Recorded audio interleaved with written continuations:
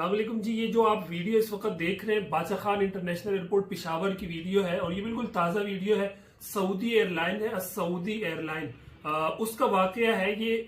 वहां एयरपोर्ट पर उतरते हुए इस जहाज को हादसा हुआ है, लेकिन अल्हम्दुलिल्लाह इसमें आने वाले जितने हुज्जाजे किराम हैं, जाहिर है उनका सफर था वहां से वापसी का, और जब ये यहाँ पहुंचे हैं तो इस एयरलाइन को किसी किस्म का कुछ हादसा हुआ है।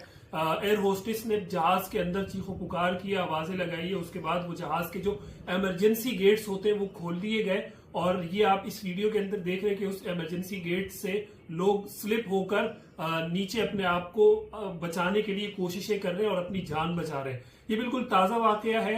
अल्हम्दुलिल्लाह तमाम मुसाफिर महफूज है, कोई इस तरह का जानी नुकसान नहीं हुआ। अलबत्ता सऊदी एयरलाइन को यह हादसा जरूर पेश आया है, और ये पेशावर के बादशाह खान इंटरनेशनल एयरपोर्ट पर यह वाकया पेश आया है। हम दुआगो हैं कि